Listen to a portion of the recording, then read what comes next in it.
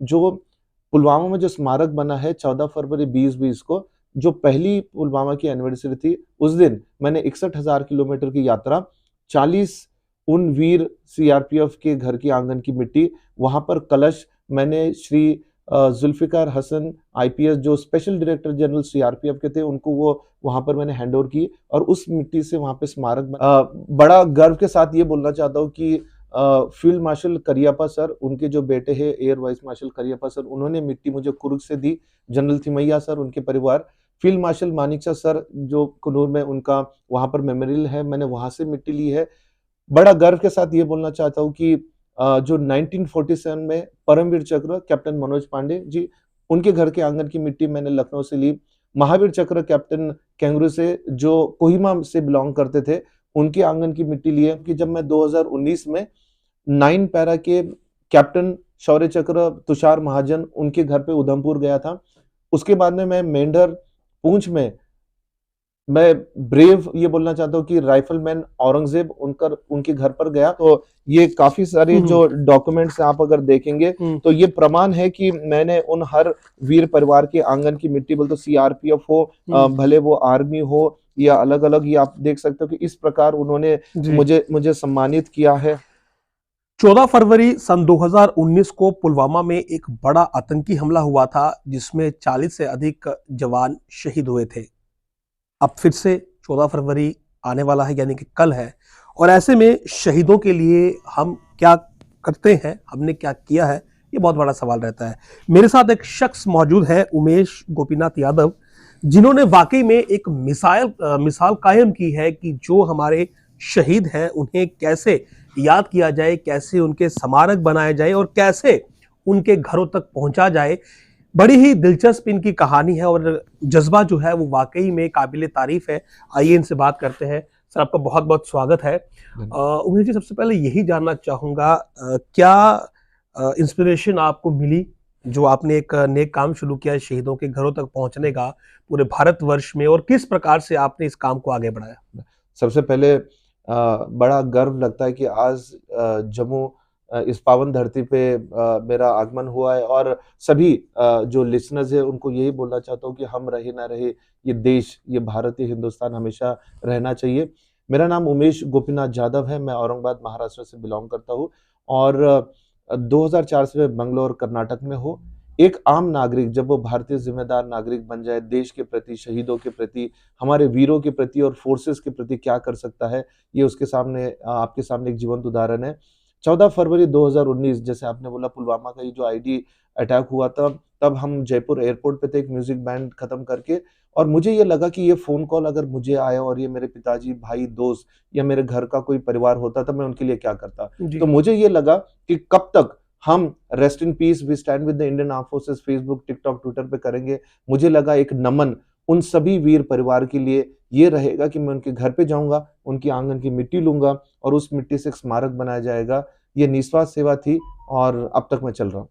तो क्या अब तक ये जो स्मारक की आप बात कर रहे हैं, ये क्या अब तक बना है या अभी बनेगा, और कितने ऐसे वीर परिवारों के घर की मिट्टी जो है वो आपने अब तक ली है? 14 फरवरी 2019 को जो सीआरपीएफ के हमारे जवान शहीद थे, वो 16 राज्य के थे और 40 शहीद। तो आप सोचो कि हमारा पूरा भारत उस टाइम में दुखद घड़ी में था, लेकिन we cried but we didn't stop, we came back and we fought it. और मैं सभी जो लिसनर उनको ये बोलना चाहता हूँ कि जो पुलवामा में जो स्मारक बना है 14 फरवरी 2020 को, जो पहली पुलवामा की एनिवर्सरी थी, उस दिन मैंने 61,000 किलोमीटर की यात्रा, 40 उन वीर सीआरपीएफ के घर की आंगन की मिट्टी, वहाँ पर कलश मैंने श्री जुल्फ़िकार हसन आईपीएस जो स्पेशल डायरेक्टर जनरल सीआरपीएफ के थे, उनको वो वहाँ पर मैंने हैंड ओवर की और उस मिट्टी से वहाँ पे स्मारक बना है। आज भी कलश वहाँ पर रखा जाता है और पुलवामा के मेमोरियल में वो विथ रिस्पेक्ट किया जाता है। तो मैंने अब तक 150 वीर परिवार के आंगन की मिट्टी, जो सभी फोर्सेस, पुलिस डिपार्टमेंट, सभी आर्मी के अलग-अलग डिवीजन, वर्ल्ड वॉर 1 के मैसूर और जोधपुर लैंसर जो हाइफा गए थे, उनकी मिट्टी, वर्ल्ड वॉर 2 1971 47 कारगिल, उरी, मैं ये बोलता हूँ कि आप मुझे एक स्टेट बता दो, मैं आपको बोलूँगा कि उस स्टेट की कम से कम 2 वीर परिवार की मिट्टी मैंने अपनी गाड़ी में रखी है। मैं यही चाहता हूँ कि कुछ हमारे ऐसे वीर सैनिकों के अगर आप नाम ले पाएँ जिनके परिवारों को आप मिले हैं, नहीं, ताकि हमारे जो ऑडियंस है वो भी जान पाए। राइट। बड़ा गर्व के साथ ये बोलना चाहता हूँ कि फील्ड मार्शल करियप्पा सर, उनके जो बेटे हैं air vice marshal Cariappa sir, उन्होंने मिट्टी मुझे कुर्ग से दी। जनरल थिमैया सर, उनके परिवार, फील्ड मार्शल मानेकशॉ सर जो कुन्नूर में उनका वहाँ पर मेमोरियल है, मैंने वहाँ से मिट्टी ली है। बड़ा गर्व के साथ ये बोलना चाहता हूँ कि जो 1947 में परमवीर चक्र कैप्टन मनोज पांडे जी, उनके घर के आंगन की मिट्टी मैंने लखनऊ से ली। महावीर चक्र कैप्टन कैंगरू से, जो कोहिमा से बिलॉन्ग करते थे, उनके आंगन की मिट्टी ली है। मैं सियाचिन बेस कैंप, वहां से मैंने मिट्टी ली क्योंकि -50 डिग्रीज में भी हमारे फोर्सेस खड़े हैं, +50 डिग्रीज में रन ऑफ कच्छ, वहां पे सरदार पोस्ट है, वहां से मैंने मिट्टी ली है। मैं अपनी गाड़ी को लेके पोर्ट ब्लेयर गया हूँ। पोर्ट ब्लेयर में एक कारगिल के वीर परिवार थे और सीआरपीएफ के एक वीर परिवार थे। उनकी बेटे की जब बॉडी आई तो 36 बुलेट और उन्होंने श्रीनगर में शहादत दी। तो मैंने देखा कि and to length and breadth of the forces, सभी ने देश के अमन के लिए और इसके अखंडता के लिए बलिदान दिया है। जम्मू में इस समय आप हैं, तो जम्मू कश्मीर में किस शहीद के परिवार के घर आप गए हैं? बड़ा गर्व के साथ ये बोलना चाहता हूँ कि जब मैं 2019 में 9 पैरा के कैप्टन शौर्य चक्र तुषार महाजन, उनके घर पे उधमपुर गया था। उसके बाद में मैं मेंढर, पुंछ में मैं ब्रेव ये बोलना चाहता हूँ कि राइफलमैन औरंगजेब उनके घर पर गया। और आपने न्यूज़ देखा होगा कि राइफलमैन औरंगजेब की शहादत के बाद में उनके 2 भाई आज आर्मी जॉइन किए, उनके बड़े भाई भी आर्मी में हैं। और उनके जो वालिद साहब हैं, उन्होंने यही बोला कि बेटा ये बस नाम, नमक और निशान। और उनके घर पे 10 फीट का तिरंगा मैंने देखा है। मैं 2 दिन उनके घर पे था और मैं सभी वीर परिवार को मिल ना पाया, लेकिन मैं यही बोलना चाहता हूँ कि ये एक respect to all the J and K, specially at Jammu. जो भी वीर परिवार मुझे समझ रहा है, सुन रहा है, ये आपको एक निस्वार्थ में नमन है। जो मुझे जानकारी मिली है कि आप 150 कलश साथ में लेकर आए हैं वीर परिवारों की राइट। घरों की जो मिट्टी है, तो क्या ये जो आपकी यात्रा है ये इससे आगे चलेगी या इसका आखिरी पड़ाव है ये? मैं वीरों के घर पे मेरे 10 जन्म भी कम है to meet all the martyrs family, लेकिन कहीं न कहीं मुझे लगा कि ये एक यात्रा को नेक्स्ट लेवल में लेके जाना ज़रूरी है। तो मैंने जम्मू में जो बलिदान स्तंभ है, जो हमारे जेएनके के जितने फोर्सेस हैं, उनके रिस्पेक्ट में बनाए गए हैं। तो कल ये मेरा आखिरी पड़ाव रहेगा। इसके बाद में जैसे भारत का नक्शा हम रंगोली बनाते हैं, ये सभी मिट्टी उस स्मारक में इस्तेमाल होगी। और कल मेरा एक आखिरी पड़ाव है कि ये 4 साल की जो पुलवामा की जो बरसी है, उस दिन मैं अपनी यात्रा समाप्त करना चाहता हूँ। बात करें अगर 14 फरवरी की, तो आज का जो नया दौर है, जो नए युवा है वो इसे वैलेंटाइन डे के रूप में मनाता है, लेकिन इस दिन जो एक बड़ा हमला हुआ था जो कि वाकई में हर किसी के दिल को चोट पहुंचा चुका है, आप उसी दिन पर जो है वो एक इतिहास गढ़ने वाले हैं, रचने वाले हैं। क्या मैसेज देना चाहते हैं युवाओं को, विशेषकर कि कैसे वो अपने फोर्सेस को और विशेषकर उनके जिन्होंने सर्वोच्च बलिदान दिया है वो उन्हें हमेशा याद रखें? मैं ये बोलना चाहता हूँ कि आज का जो भारत, हिंदुस्तान और इंडिया का जो यूथ है, वो 70% ऑफ द यूथ है और वो हमारा भारत का पिलर है।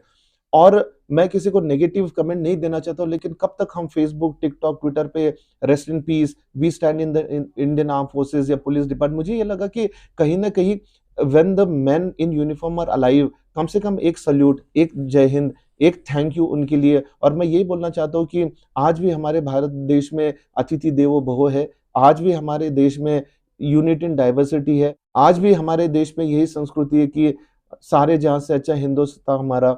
और मैं सबको यही बोलना चाहता हूँ कि कब तक हम देश के लिए सिर्फ सोचेंगे।